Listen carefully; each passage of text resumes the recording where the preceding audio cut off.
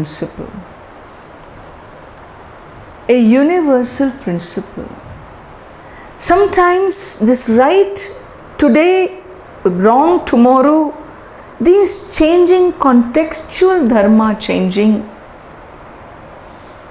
calls for a response from a soul, from a person, but the parameters that help you decide is fundamental to all. The tradition gives a very important definition. Shruyatam dharma sarvaswam shrutva cha avadharyatam atmanaha pratikulani paresham na samacharet. It says, dharma, you may hear dharma from all avenues, absorb what is being said. Pre-conventional dharma is a dharma which that child suffered with. That's pre-conventional. When religion tells you, hey, do good, otherwise you will go to hell, and out of fear of hell you do good actions. What drives you to goodness is fear of hell. You don't want hell. You have heard terrible things about it, and therefore you do good. This is pre-conventional model. Pre-conventional. When the parents ask you to do right and you do right, and therefore when they are not in the scene, I am free to do what I want against their wishes. That is pre-conventional dharma. When the society tells you right and wrong, and that's not my belief, my conviction, others tell me and I follow, not because what I want, pre-conventional dharma. Karna's loyalty to Duryodhana, to give up his life for his friend, was only because Duryodhana gave him the kingdom. Pre-conventional dharma. Pre-conventional dharma is pre-conventional. Out of fear of your religion, you do the right things. Pre-conventional dharma. Hey, then what is conventional dharma?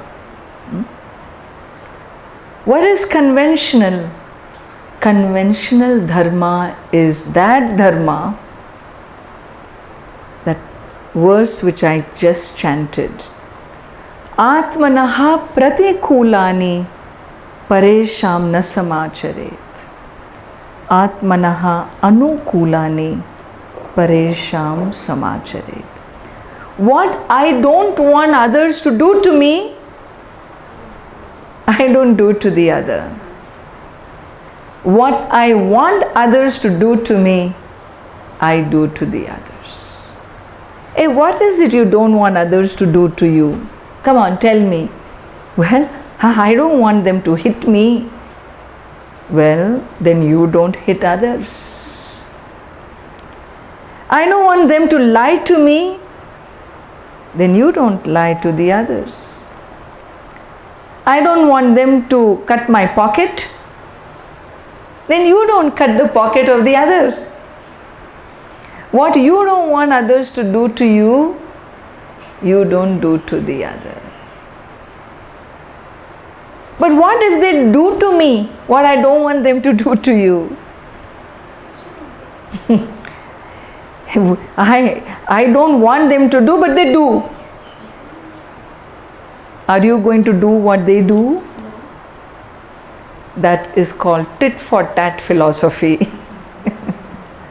That is not conventional dharma, that is pre-conventional framework. And therefore, do what you want, you wish others to do unto you. When I ask you, hey, what is it you want others to do? You say the same thing what I say. Whatever I say, you say ditto. Hey, but you're from such a far land, you also want the same thing? Yes, I want exactly what you say. What about Alaska? What about the Eskimos? They also want. What about the criminal who comes to your house and says, "Where are the keys?" on gunpoint? He also wants you to speak the truth. He tells you, "Speak the truth. Otherwise I shoot you down." He also wants what? Truth from you, is it not? Everybody wants the truth. And therefore, conventional dharma is universal. I don't want you to cross my line, my border.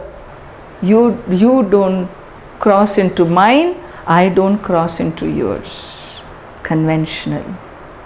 I trust that laws of a society stand on conventional dharma,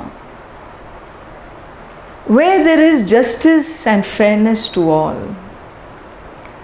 To see where, who violated when, to arrive at the intentions of violating the fundamental dharma, the universal order. In India, in a spiritual culture, we have one more step we go, and this step is called post-conventional model. There is a post-conventional dharma. What is post-conventional?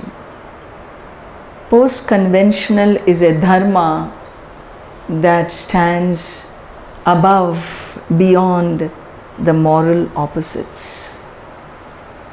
It is that which is the inclusive ethic, which includes the moral opposites.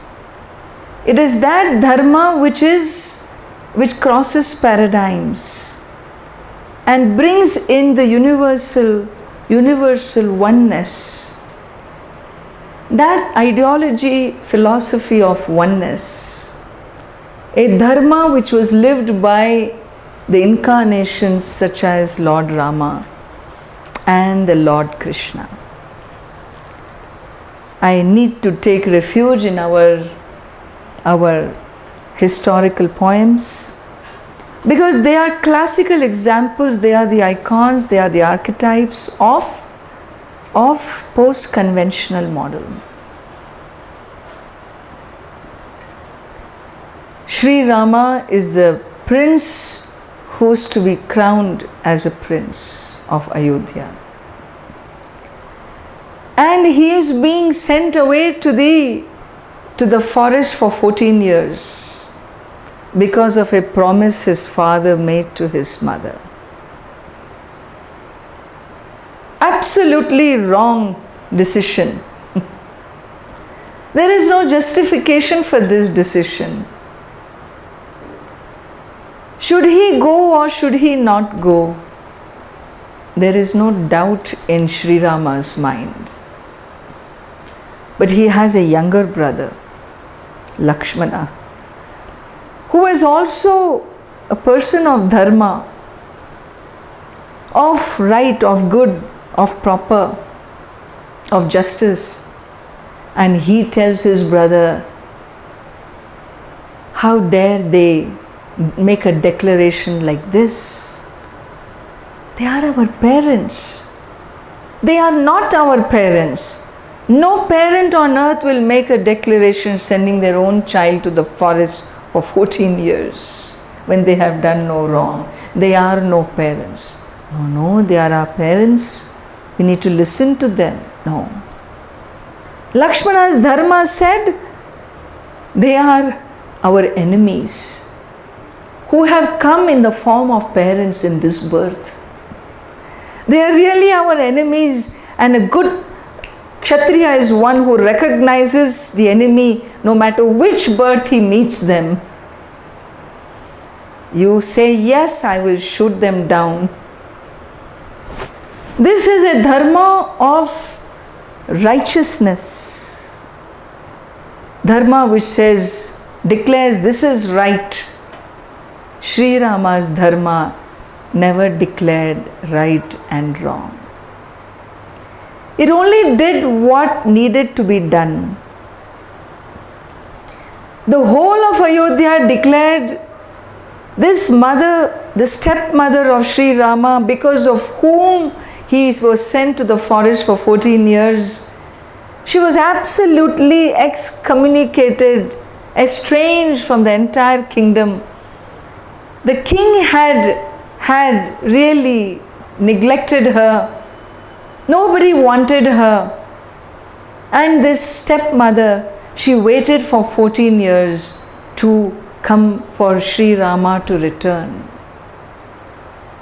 Because Sri Rama made his brother say, protect her, look after her, she is your mother. She waited for him. And when he came back, he shows his gratitude for sending him into the forest for 14 years. He seeks her blessings, he shows his gratitude. And she says, please don't thank me, don't show me your gratitude, because I am the sinner who did this to you. Sri Rama's justice is very different. He tells her, hey, it is because of you I cleared the forest of all the demons. It is because of you I protected the sages in the forest, the right people, the spiritual souls. It is you who taught me how to live real life. Bless me. I am so grateful to you for that 14 years in the forest. That dimension, this dimension which does not see and measure moral opposites as conventional dharma does, which has compassion and forgiveness in one's heart, is the post-conventional model, is a model of spirituality, really speaking, is a model of a life of Godhood. It's the moral order of the universe which has an inclusive ethic. The ethic is an inclusive ethic, not exclusive ethic. And so, when we look at the principles of a society, where a post-conventional model needs to be, where we take refuge in that, when we take refuge in the conventional, this is not an ordinary judgment call.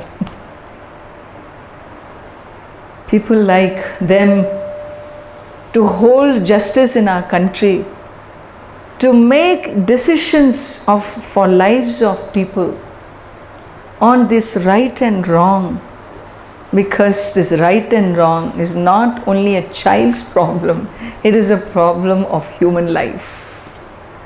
It is a journey of human life. And the bigger, the broader is our parameters. The larger is our vision. The framework is inclusive. Really is when we can accommodate life forms. If our life is egocentric and not earth-centric, if it is human-centric and not earth-centric, then the human civilization becomes the consumer of the earth. If it is earth-centric, if we have a universal approach, an inclusive ethic, an inclusive dharma, then of course every life form we can embrace, we become sensitive to. There is a balance, there is a contributor in me that is out there. And so the principles of dharma, how we choose right and wrong, why we choose what we choose, whether we are driven by artha or are we driven by kama, or is artha and kama guided by dharma? Is it really my life driven by dharma? If so, which dharma? Is it pre-conventional dharma? Is it conventional dharma? Is it post-conventional dharma? Well, the society's intellectuals, the sages, the philosophers, the scientists, these are the people that set the tone of your ideology, of your civilization. These are the frameworks that are created for the whole society to live by. And this is a land which we talk about a great heritage. Heritage wise, yes, of course, we have the highest heritage here of the post-conventional model, inspired by the sages of this land, the saints of this land. Today, we have our own challenges. Challenges because there is some dharma which changes, some which doesn't change. Your basis may be universal, inclusive, but when it comes to actual life decisions, we need certain tools to decide. In Lord Krishna's avatara, we find people who look righteous have wrong intentions. Bhishma was a great power and strength and a righteous, protector of the kingdom of Hastinapura. But he fought for the wrong side. Remember, I was telling you, the Kaurava side. The grandfather who should have been on the right side went to the wrong side. And so this people who look right and are wrong, people who look wrong and are right, we find such play of dharma also. When the minds become complex, justice becomes complex. As long as we are simple, our justice is very simple. And justice is a very, very beautiful topic. Really, judges should be the rishis of our country. They are people who know the ins and outs of the legal systems anywhere in the world. And if only we can help our society move from the pre to the post, you have helped your society evolve in higher consciousness model. Dharma is looked upon in this manner. War, love, fight, imprisonment, they all have their places, but the culmination of dharma is in the inclusive ethic of post-convention. And you know what dharma's flip side is? The other side of the coin is karma. Karma. So with an intention you perform an act and you get your result. You get your result. It's like boomerang, this Australian, what do you call, boomerang? You throw that thing, it comes back to you. Comes back. Whatever you do comes back to you. You destroy the land will destroy you. Because the land only mirrors what you do. When this Kedarnath disaster happened here, people were saying, all these pilgrims went to the Himalayas, and what happened? They died. So these gods don't help you. They kill you. They came with faith, and look what happened. What are you going to say? I would say, what you did to Himalayas first. What did you do? You made tunnels, you created dams, You destroyed the land. You brought fissures in the mountains. You were the source of all landslides. You created hotels after hotels. You messed up a land which was so sensitive in its ecosystem. And therefore, now you want to indulge in this land, the land will not allow, because you have ruined it. People came here leaving their homes 50 years ago in search of godhood. Today people come here for sport, for play, for a honeymoon. What you give to the land, you get back. The power of Himalayas you see in these villages, in this culture. The culture of the people is where the message of Dharma lies. Justice, you want to know how society lived in those days? It's amazing the justice they have. Their divinities live with them, their Naga Devatas and so on, they live with them. Daily life, they interact with their energies, higher energies. They interact. They ask them. You must have experienced the Naga Devatas. The Khandar Devata of Uttarkashi. And all these on the dolis, they are energies. Rhythm, they have movement, they have dialogue. They tell you what they want. They tell you what you should be doing, what you should not be doing. What a great gift. Nowhere we have seen such a phenomenon in the country. And they carry the justice. They hold the justice for the people. These villages, faith in these devatas is humongous. Not ordinary faith. It is the faith that binds the consciousness of the people, drawing those energies into those palanquins. It's the faith, just faith. I always tell them, the day you lose the faith, you may do all your drumming, that palanquin won't move, because the energy will move away. It doesn't take anything for the energy to move away. It has to descend and it has to take off. But it comes to you when you lift him and you worship, it comes. It dialogues, because the faith, consciousness of the people is so powerful, it keeps these deities. And they hold the justice. Their systems are amazing, you know. I was just sharing with them in that walk in the village.